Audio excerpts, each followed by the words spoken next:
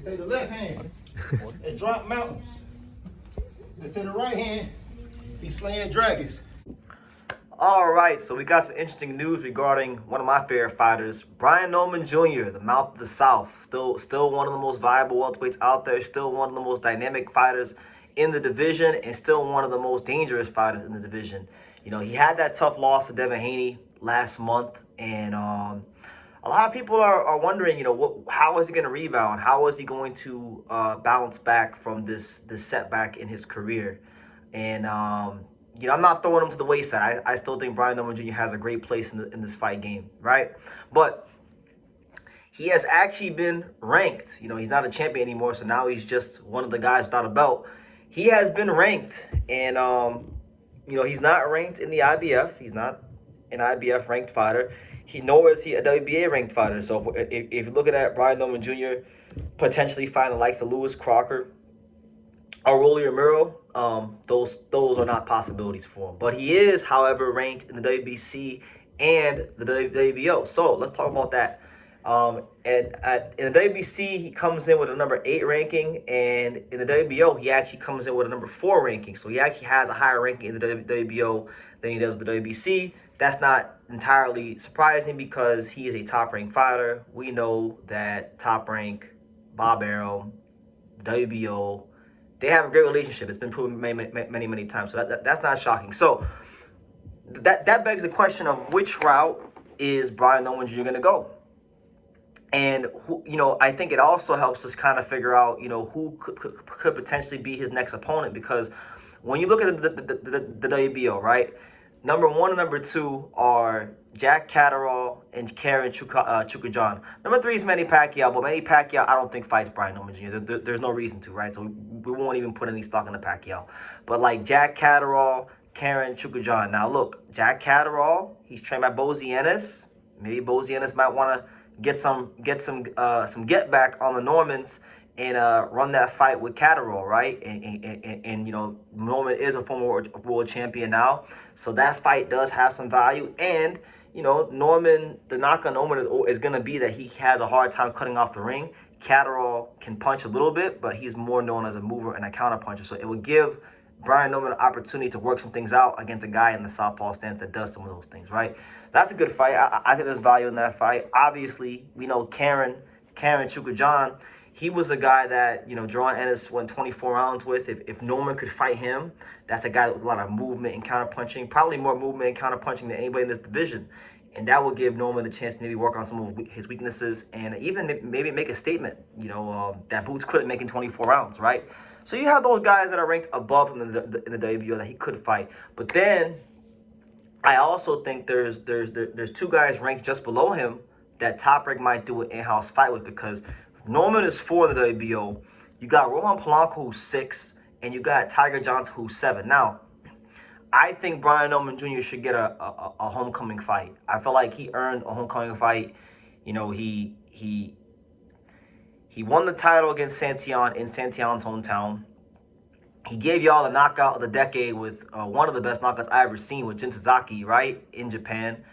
Knocked out Derek Kraus with a jab, and then he stepped up to the plate and he fought a pound for pound guy in Devin Haney. You know, he lost, of course, but I don't think he should be punished for that. He's fought all around the world. He's been willing, ready, able to fight the best guys out there available to him, and he's conducted himself like a champion. So I feel like that should be rewarded.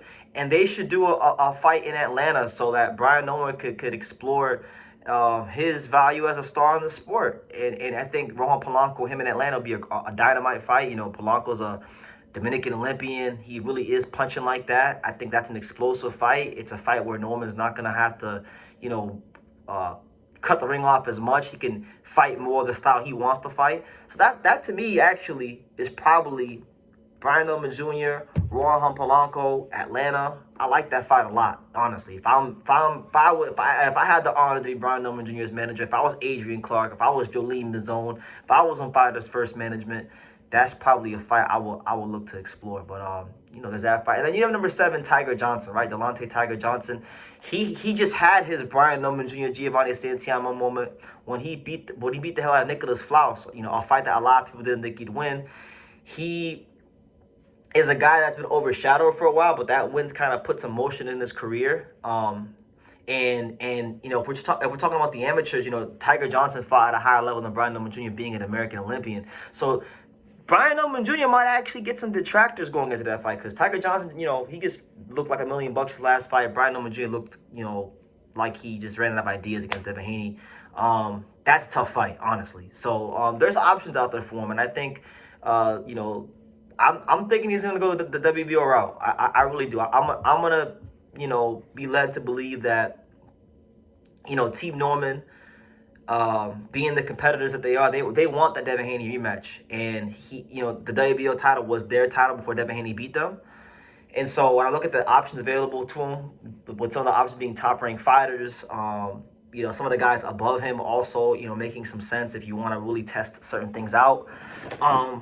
I see him going this route for the WBO world title. I don't think he's gonna go the WBC route, because there's too much going on in the WBC that he would have to overcome.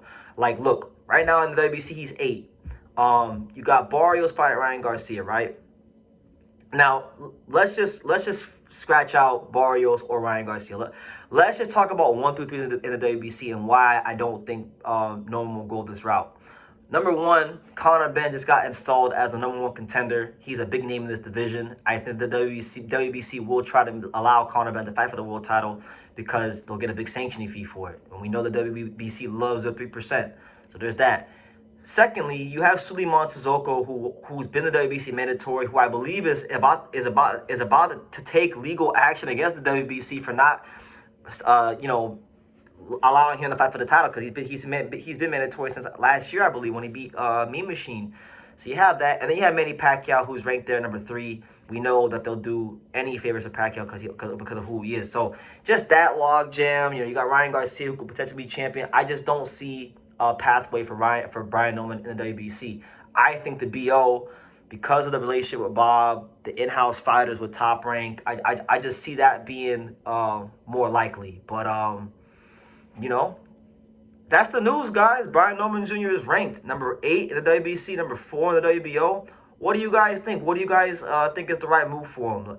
If you're the manager of Brian Norman Jr., what's the first fight that you take back to get him back in the driver's seat of getting a potential Devin Haney rematch? For me, honestly, I'm not against the Catterall fight. I think the Catterall fight would allow him to work on some things, and I think he could beat Jack Catterall.